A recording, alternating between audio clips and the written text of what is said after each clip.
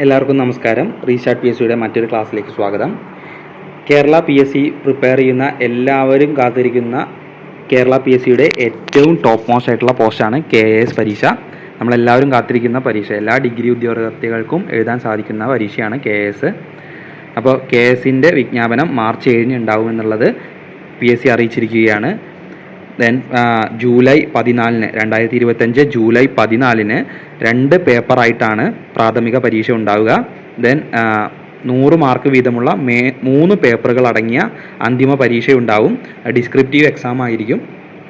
3 പേപ്പറുകളാണ് ഉണ്ടാവുക. 2025 October 17, 18 തീയതികളിലാണ് mains exam ഉണ്ടായിരിക്കുക. അപ്പോൾ KASൻ്റെ ഈ വീഡിയോ കൊണ്ട് നമ്മൾ ഉദ്ദേശിക്കുന്നത് KAS പരീക്ഷയുടെ 2020 ലാസ്റ്റ് എക്സാം നടന്നത്. എല്ലാ കൊല്ലവും എക്സാമൊക്കെ നടത്തുമെന്നാണ് PSC നമ്മളെ ആദ്യം അറിയിച്ചിരുന്നത്. പക്ഷേ 5 കൊല്ലത്തിന് ശേഷം ഇപ്പുറം നോട്ടിഫിക്കേഷൻ വരാൻ പോവുകയാണ്. അപ്പോൾ എന്തായിരിക്കും സിലബസ് എന്നുള്ളതിനെക്കുറിച്ച് നമുക്ക് കഴിഞ്ഞ ഒരൊറ്റ എക്സാം നടന്ന ആ ധാരണയുള്ളൂ. ആ ഒരു ധാരണ നമുക്ക് പുതുക്കാം. എന്തായിരുന്നു കഴിഞ്ഞ സിലബസ് എന്നുള്ളതും കഴിഞ്ഞ പരീക്ഷയ്ക്ക് വന്ന ചോദ്യങ്ങൾ ഏതൊക്കെയാണെന്നുള്ളതും നമുക്കൊന്ന് ഡിസ്കസ് ചെയ്യാം. 2 പേപ്പറുകളിലായിട്ടാണ് പ്രിലിംസ് പരീക്ഷ നടത്തുന്നത്. പേപ്പർ 1, പേപ്പർ 2 രണ്ടും 100 മാർക്ക് വീതമുള്ള OMR എക്സാമാണ്. ദെൻ 100 മാർക്ക് വീതമുള്ള 3 പരീക്ഷകൾ, 3 പേപ്പറാണ് മെയിൻസ് എക്സാം. ഡിസ്ക്രിപ്റ്റീവ് എക്സാമാണ്. 3 മാർക്കും 4 മാർക്കും 5 മാർക്കും ഒക്കെ ഉള്ള വലിയ വലിയ ചോദ്യങ്ങളാണ് ഉണ്ടാവുക. എഴുതി തന്നെ എഴുതണം. അതായത് വിവരണാത്മകമായിട്ട് എഴുതേണ്ട പരീക്ഷകളാണ്. അപ്പോൾ നമുക്ക് ആ സിലബസ് ഒന്ന് നോക്കാം. കാരണം സിലബസ് അറിയാതെ KAS പരീക്ഷയ്ക്ക് നമുക്ക് പോയിട്ട് ഒരു കാര്യമില്ല. കാരണം സിലബസ് അത്രയും വാസ്റ്റ് ആയിട്ടുള്ളൊരു സിലബസാണ്. സാധാരണ നമ്മൾ ഡിഗ്രി ലെവൽ എക്സാമുകൾ പ്രിപ്പയർ ചെയ്യണ പോലെയും കൂടിയല്ല, കുറച്ചുകൂടി ഡീപ്പായിട്ടുള്ള കൂടുതൽ കാര്യങ്ങൾ അടങ്ങിയിട്ടുള്ള ഒരു സിലബസാണ് ഇൻക്ലൂഡഡ് ആയിട്ടുള്ളത്. ഈ സിലബസ് നമ്മൾ നോക്കണ സമയത്ത് ഒരു കാര്യം പ്രത്യേകം നമുക്ക് ശ്രദ്ധിക്കാൻ പറ്റും. പ്രിലിമിനറിക്ക് തന്നിട്ടുള്ള അതേ സിലബസാണ് മെയിൻസിലുള്ളത്. പ്രിലിമിനറിക്ക് പേപ്പർ 1 സിലബസിൽ നിന്നും ചെറിയൊരു പോർഷനാണ് മെയിൻസിൻ്റെ പേപ്പർ 1 ദെൻ പേപ്പർ 2 ചെറിയൊരു പോർഷനാണ് പേപ്പർ 2 മെയിൻസിൻ്റെ പേപ്പർ 2 പേപ്പർ 3 ഉള്ളത്. അതുകൊണ്ട് ഏതെങ്കിലും ഒരു സിലബസ് വൃത്തിക്ക് പഠിക്കുക. ഡീറ്റെയിൽ ആയിട്ട് നമുക്ക് ഈ സിലബസ് നോക്കാം.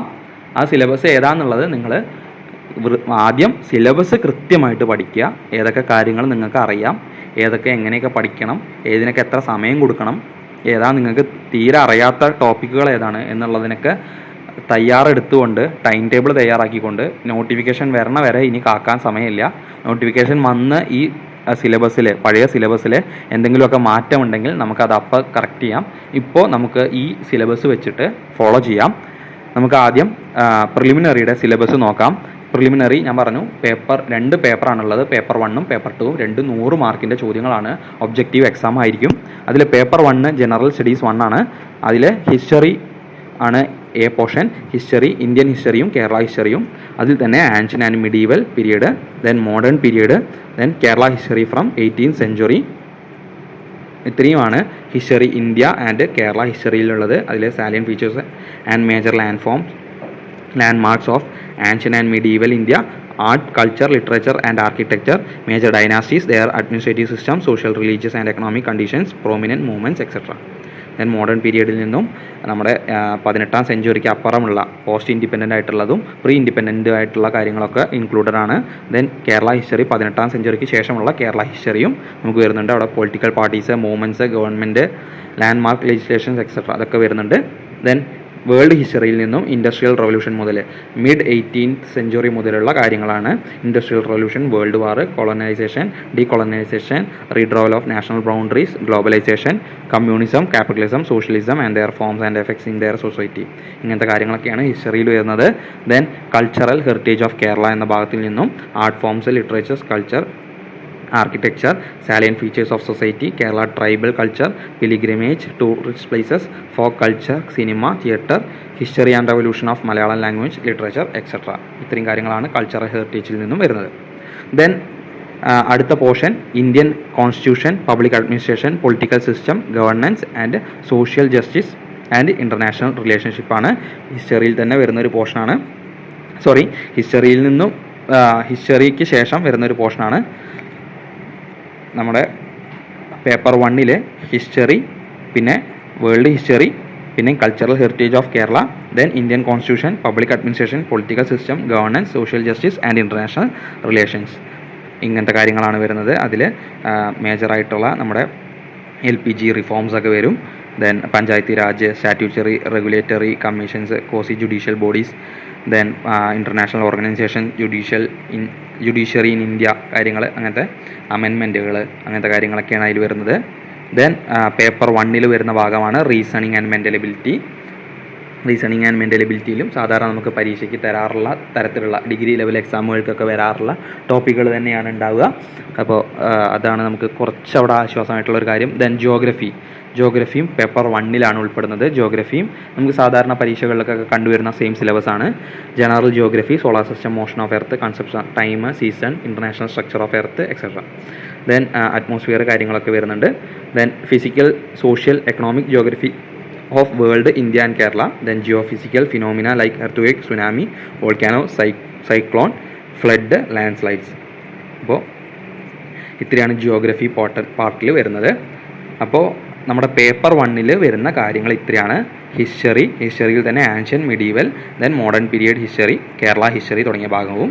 Then history of world history മറ്റൊരു ടോപ്പിക്കാണ്. Then cultural heritage of Kerala, then Indian constitution, public administration, political system, governance, social justice and international relation, then reasoning, mental ability and simple arithmetic, then geography. ഇത്രയും portions ആണ് നമ്മുടെ paper 1 വരുന്നത്. 100 മാർക്കിനാണ് ചോദ്യങ്ങൾ, ശ്രദ്ധിച്ചു വയ്ക്കുക. Then 100 മാർക്കിനുള്ള paper 2 നമുക്ക് നോക്കാം. പേപ്പർ 2 നമ്മൾ പ്രത്യേകം ശ്രദ്ധിക്കേണ്ട ഒരു കാര്യം എക്കണോമിക്സ് ആണ്.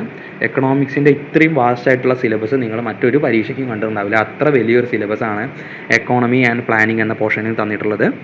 അവിടെ നമുക്ക് നോക്കാനുള്ളത് Indian economy on the way of independence, Indian economy in post reform period, new economic reforms, Niti Aayog, national income and per capita income, sectoral composition, output and employment, primary, secondary and tertiary, development under different policy regimes including 5-year plans, goals, constraints, institutions and policy frameworks etc.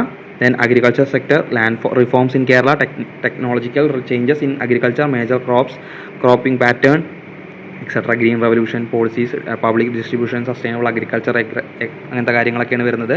Then industrial policy, public sector enterprises and their performance, growth and patterns of industrialization, then special economic zoneum, industrializationum, e-commerce ഒക്കെയാണ്, ലിബറലൈസേഷനും കാര്യങ്ങളൊക്കെ വരുന്നുണ്ട്.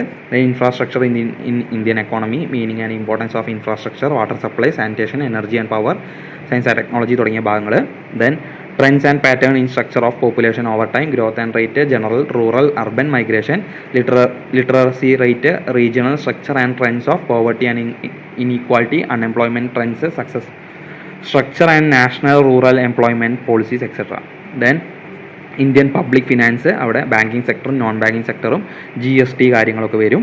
Indian tax system ഒക്കെ അവിടെ വരും. Then budget കാര്യങ്ങളൊക്കെ ഈ ഒരു ഭാഗത്താണ് ചോദ്യങ്ങളിൽ ഉണ്ടാവുക. Then trends, composition, structure and directions of Indian foreign trade, India's balance of payment situation in post reform period. Then economy of Kerala state and overview, population, major agriculture, major service sector issues etcetera.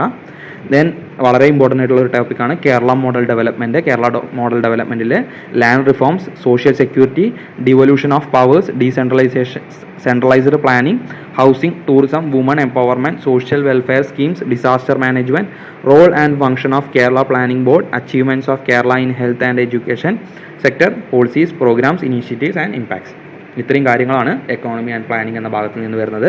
Then science and ടെക്നോളജിയും ഒരു vast ആയിട്ടുള്ള syllabus തന്നിട്ടുണ്ട്. Science and technology, nature, scope and science and technology, relevances of science and technology, national policies on science and technology and innovations, basics of everyday science, human body, public health and community medicines, food and nutrition, health care. Then institutions and organisations, India promoting integration of science and technology innovation. Then ICT, nature and scope ICT in the day-to-day life etc. E-governance programs and services, national crime, cyber crime policies, artificial intelligence, then technology in space and defense, ISRO, DRDO അവരുടെ വിഷനും മിഷനും various missions, satellite programmes etcetera. Then energy requirement and efficiency, India's existing energy needs and efficiency deficit, India's energy resources and dependence, renewable and non renewable energy, sustainable energy ഒക്കെ അവിടെ വരുന്നതാണ്. Government policies and programmes. Then environmental science, then biodiversity, forest and wildlife, environmental hazard, pollution, carbon emission, global warming, national action plan and on climate change, disaster management, development in biotechnology, green technology and nanotechnology, then current events, then ലാംഗ്വേജിൽ മലയാളവും ഇംഗ്ലീഷും വേറെ വേറെ തന്നെയാണ്. നമുക്കിവിടെ മലയാളത്തിലും ഇംഗ്ലീഷിലും സാധാരണ പരീക്ഷകൾക്ക് കണ്ടുവരുന്ന അതേ ഒരു സിലബസാണ് തന്നിരിക്കുന്നത്. അതിൽ മലയാളത്തിൽ ഭരണഭാഷയുമായി ബന്ധപ്പെട്ട ഒരു ഖണ്ഡിക നൽകി അതിനെ ആധാരമാക്കി ചോദ്യങ്ങൾ തയ്യാറാക്കുകയും ഔദ്യോഗിക ഭാഷാ പദാവലി, വിപുലനം, സംഗ്രഹം തുടങ്ങിയ ഭാഗങ്ങളിൽ നിന്നുള്ള ചോദ്യങ്ങൾ കൂടി ഉണ്ടാവും. അപ്പോൾ ബാക്കിയൊക്കെ ഏകദേശം സെയിം ആയിട്ടുള്ളൊരു ടോപ്പിക്കാണ്. ദെൻ ഭാഷാ ന്യൂനപക്ഷങ്ങൾക്കായി കന്നഡയോ തമിഴോ ഉണ്ടാവുമായിരിക്കും. അത്രയാണ് നമ്മുടെ പേപ്പർ 2ൻ്റെ സിലബസ്. അവിടെ ലാംഗ്വേജ് വരുന്നുണ്ട്, ഇംഗ്ലീഷും മലയാളവും, ദെൻ സയൻസ് ആൻഡ് ടെക്നോളജി വരുന്നുണ്ട്, ദെൻ എക്കോണമി ആൻഡ് പ്ലാനിങ്. ഇത്രയാണ് നമ്മുടെ പേപ്പർ 2ൻ്റെ സിലബസ്. അപ്പോൾ നമ്മൾ പ്രിലിംസിൻ്റെ സിലബസാണ് ഇത്ര നേരം ഡിസ്കസ് ചെയ്തത്. വളരെ വലിയൊരു സിലബസാണ് തന്നിട്ടുള്ളത്. മാർക്ക് ഡിസ്ട്രിബ്യൂഷൻ ഒന്നും നമുക്ക് തന്നിട്ടില്ല. സാധാരണ നമ്മുടെ ഡിഗ്രി എക്സാമുകൾക്കൊക്കെ സയൻസ് ആൻഡ് ടെക്നോളജിയിൽ നിന്ന് വെറും 5 മാർക്ക് മുതൽ 8 മാർക്ക് വരെയൊക്കെയാണ് ചോദ്യങ്ങൾ കാണാറുള്ളൂ.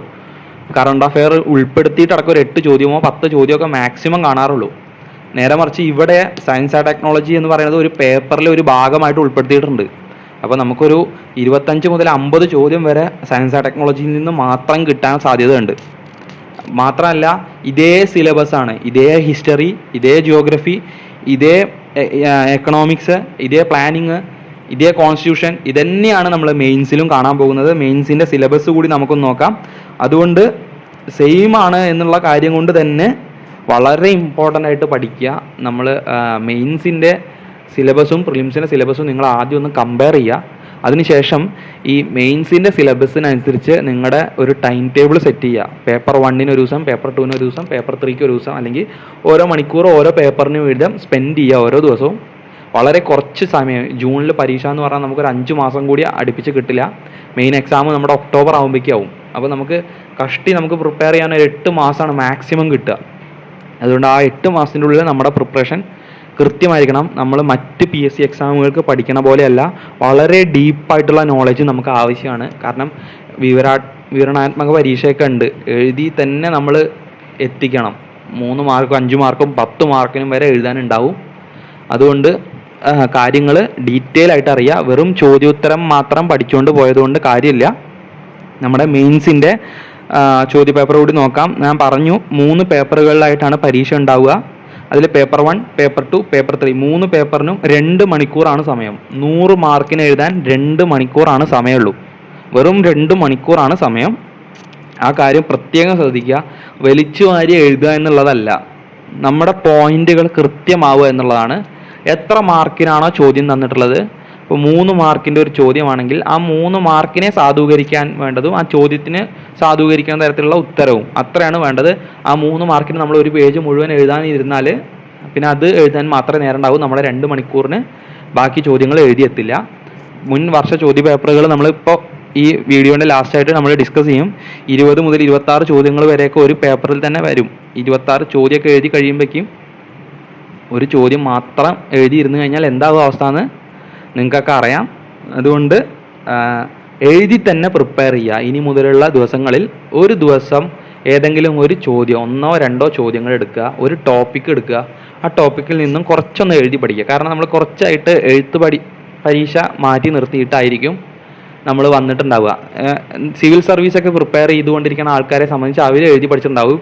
നേരെ മറിച്ച് കേരള PSC പ്രിപ്പയർ ചെയ്യണ ആൾക്കാരെ സംബന്ധിച്ച് അവർ പ്രിപ്പയർ ചെയ്തിട്ടുണ്ടാവില്ല, എഴുതി പ്രിപ്പയർ ചെയ്തിട്ടുണ്ടാവില്ല. വെറും PYQ മാത്രമാണ് പ്രിപ്പയർ ചെയ്തിട്ടുണ്ടാവുക, അല്ലെങ്കിൽ ഒബ്ജക്റ്റീവ് ടൈപ്പ് ചോദ്യങ്ങൾ മാത്രമാണ് നോക്കിയിട്ടുണ്ടാവും. അതുകൊണ്ട് മാത്രം KS പാസ്സാവില്ല. KS പാസ്സാവണമെങ്കിൽ കൃത്യമായ പ്ലാനിങ് വേണം.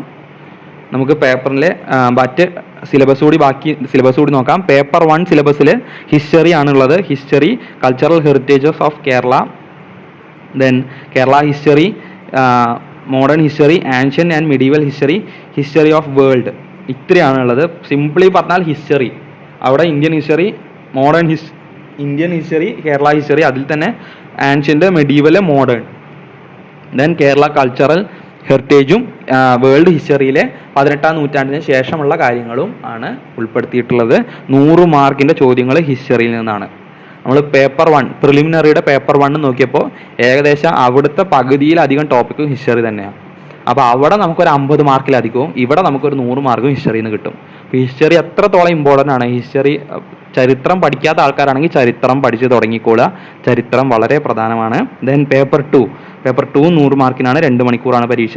Indian constitution, public administration, political system, governance, social justice and international relation തുടങ്ങിയ ഭാഗങ്ങളിൽ നിന്നുള്ള ചോദ്യങ്ങളും ദെൻ സയൻസ് ആൻഡ് ടെക്നോളജിയിൽ നിന്നുള്ള ചോദ്യങ്ങളുമാണ്. സയൻസ് ആൻഡ് ടെക്നോളജിയിൽ നേരത്തെ പറഞ്ഞ അതേ കാര്യങ്ങളാണ്. Science and technology, nature and scope and science and technology, institutions and organizations, ISRO, DRDO, ICT, e-governance, benefits and impacts, robotics, artificial intelligence, energy requirements and efficiency, India's existing energy needs and deficit, environmental science, biodiversity, forest and wildlife, environmental hazards, development in biotechnology, green technology and nanotechnology. Then ഇതിനെയൊക്കെ base ചെയ്തിട്ടുള്ള current ഇവൻസും, അതായത് current അഫയേഴ്സും എല്ലാതും ഇവിടെ പ്രത്യേകം പഠിച്ചു വെച്ചേ പറ്റുള്ളൂ.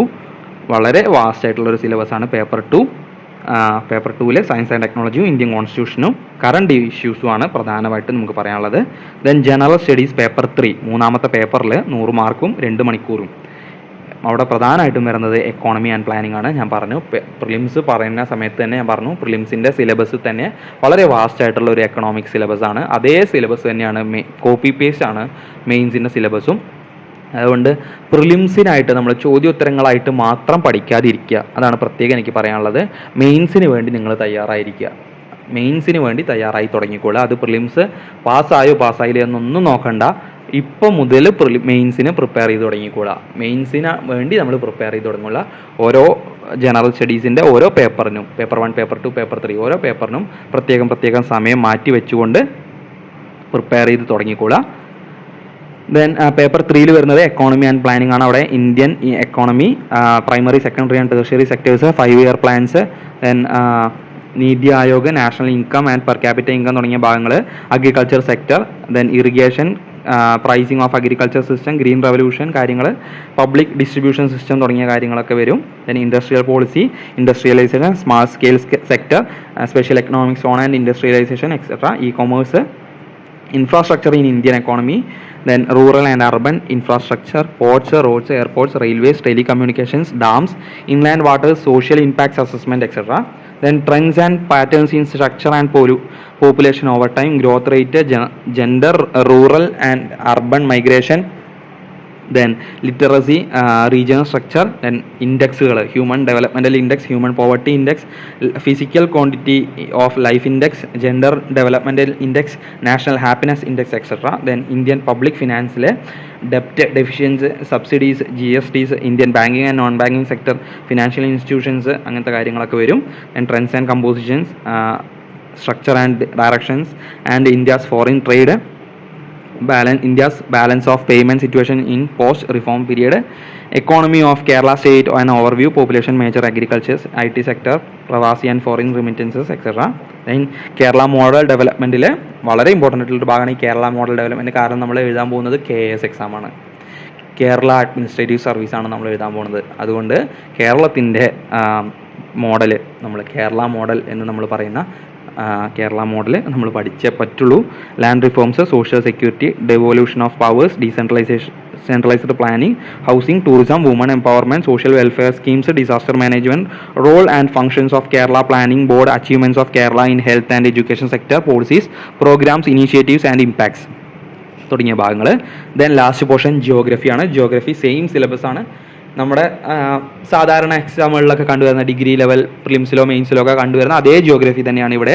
General geography, solar system, motion of earth, concept of time, season, internal structure of earth, then atmosphere, structure and composition, then physical, social, economic, geography of world, India and Kerala, then geographical phenomena like earthquake, tsunami, volcanoes, cyclone, flood, landslide, current issues in economy and planning and geography. Current issues in economy, planning and geography. അപ്പോൾ ഒരു കാര്യം പ്രത്യേകം ശ്രദ്ധിക്കുക, current affair വളരെ important ആണ്. അടിയിൽ താഴെ current affairs related to all these topic എന്ന് മാത്രമേ തന്നിട്ടുള്ളൂ. പക്ഷേ കറണ്ട് അഫെയർസ് വളരെ ഇമ്പോർട്ടൻ്റ് ആണ്. ഇപ്പോൾ ഉദാഹരണം പറയുകയാണെങ്കിൽ, ഇപ്പോൾ മെയിൻസിനെയൊക്കെ സംബന്ധിച്ച് ഡിസാസ്റ്റർ മാനേജ്മെൻറ്റ് ഒരു ടോപ്പിക്ക് വരുന്നതാണ്. നമ്മുടെ ജിയോഗ്രഫിയിലൊക്കെ വരുന്ന ഒരു ടോപ്പിക്കാണ്, അല്ലെങ്കിൽ പ്ലാനിങ്ങിലൊക്കെ വരുന്ന ഒരു ടോപ്പിക്കാണ് ഈ ഡിസാസ്റ്റർ മാനേജ്മെൻറ്റ്.